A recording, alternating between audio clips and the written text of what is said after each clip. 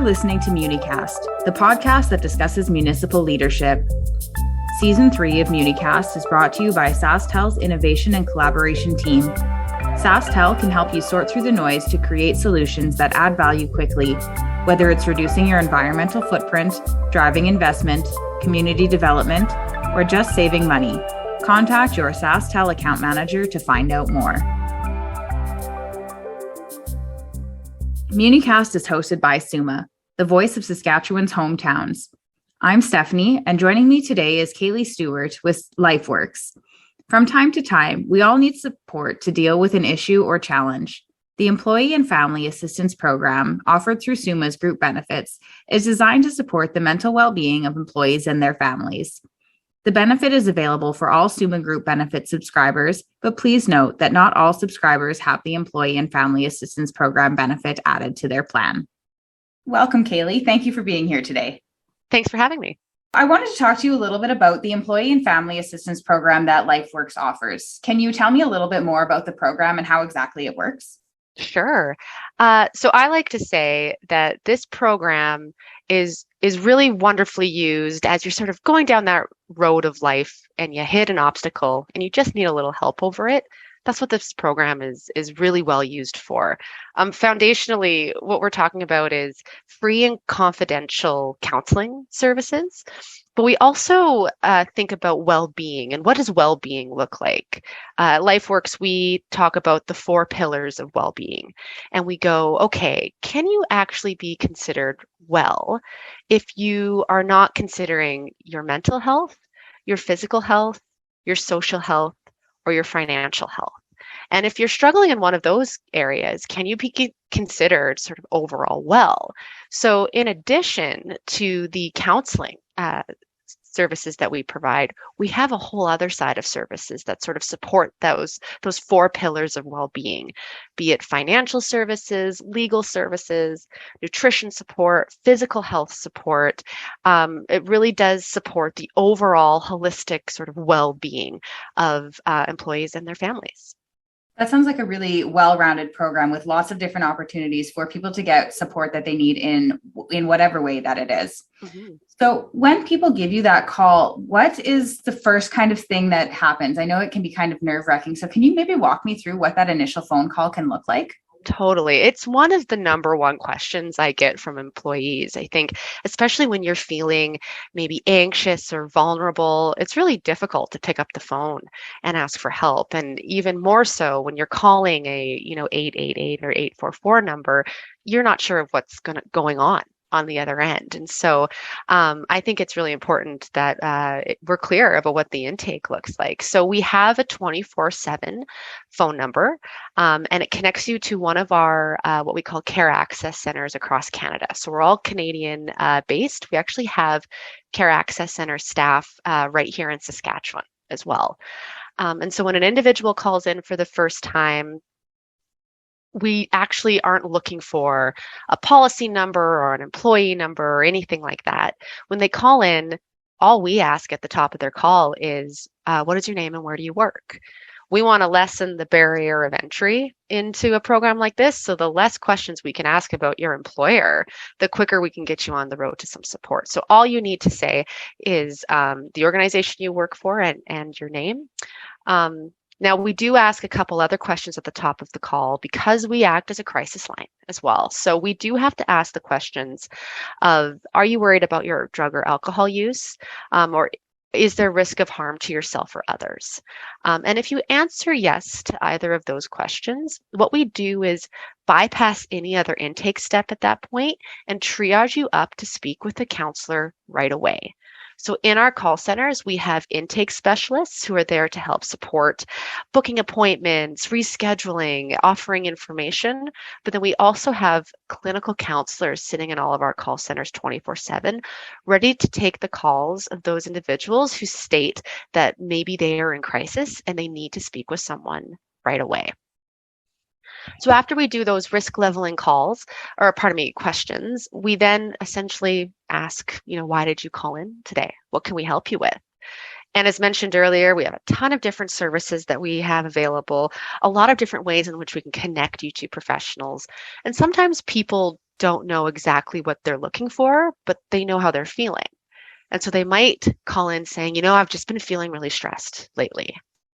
Well, our intake team are trained to walk through a conversation with that individual to help find the root cause of that stress. And by the time we hit what we call the recommendation phase, we might have identified that the root cause of their stress was due to a financial concern. And so we recommend a 30-minute consultation with one of our financial advisors. So it can take various different forms. That said, it's probably not going to be a 2 to 3 minute call. It's going to likely be about an 8 to 10-minute call so that we can understand the severity of the issue that you're facing, the type of learner you are, the type of schedule you have, and then we can recommend the best service that meets your needs upon your first call. Thanks. I think that's really helpful, even knowing just the timing of how long that first call is going to take and kind of what the next steps are from there. So totally. After that first call and they've been connected to whomever it is that they feel they should be speaking to, are people able to call back in and speak to that person, the same person, during follow-up phone calls? Sure. It's a great question. And I think I'll sort of harken back to the fact that we have sort of in real time critical sort of crisis need counselors versus our ongoing EAP counselors. So if you were to call in and you are saying, I need to speak with someone right now, I feel like I am in crisis, and you get connected with a counselor, there would be no guarantee if you called back in that you'd get connected with that same counselor because you're being connected to the next available counselor. Now, that being said, if you've called in because you're looking for some non-urgent counseling support, you don't need to speak with someone right now, but maybe you want to set up an appointment in the next week or two. You would connect with the call center. You would schedule that first appointment with the counselor, and then follow-up appointments would actually be done between the counselor and yourself. So a few different ways to get connected to counselors. It sounds like it's a bit of both. If you are calling in that emergency setting, that there is no guarantee that you'll get to speak with the same counselor again, but there is the possibility that once you are set up with your person, you will get to continue booking those appointments. Exactly right. Across the province, SaskTel is engaged with many different municipal organizations who seek to innovate. Contact your SaskTel account manager to learn more about some of these initiatives and how they can help your municipality today. Through this program, there are some in-person services available. What communities in Saskatchewan offer these in-person services through the EFA program? Absolutely. So we have actually spent a lot of time over the past 7 years ensuring that we have a wide range of local counselors available in Saskatchewan. And so not only are the municipalities under SUMA a client of LifeWorks, but we also work with the Saskatchewan Health Authority. We work with the provincial government. We work with a lot of organizations that have populations outside of those larger centers. So we have counselors from Carlisle to Glentworth to Strasbourg. We have about 90 active counselors across the province right now. So all that being said, what we do, especially if you're looking for in-person counseling, is we actually match based on postal code. So when you call in, we will ask, and if you're looking for in-person counseling, we're going to ask for your postal code because then we can match you to the closest counselor available. But you can also request when you call in for the first time that you're looking for a counselor in Warman, let's say, or you're looking for a specifically named counselor. Because we have a very large counseling network, there is a good chance that a counselor that you know of is part of our network. So the easiest way to find that out is by calling us and asking. That's great. It really does sound like it's quite easy. Absolutely. You've talked a little bit about how there are lots of different ways that people can get support if they call and that there are a few different services available. Would you be able to just give me some examples of the type of things that people sometimes call in for and what specific services you have available? I know finances was mentioned a couple times. What others are there? For sure. So I think sometimes when people hear EFAPs or EAPs or EFAPs or whatever you want to call the program, I think a lot of people hear those programs and they think, oh, that's for clinical counseling. And absolutely, that is the number one reason why people are calling in is for services as they pertain to counseling. Stress, depression, anxiety, always top reasons for accessing. We see a lot of individuals calling us for counseling around relationship support. Throughout the pandemic months, I was talking with one of our counselors a little while ago. She said that she had never seen as many teens in her office as she had seen over the past couple of years. And so we're getting a lot of questions around family counseling and supporting teens through something like a global pandemic. But as mentioned, there is another side of services that individuals may not be as familiar with. So we get a lot of questions when it comes to our financial support around debt and credit or investment planning. Under our legal support, we get a lot of questions around the separation and divorce, child custody, wills and estates, let's say. We have health coaches, those are registered nurses, and they're able to support around chronic disease state management. Let's say you've been diagnosed with diabetes. How do you manage that?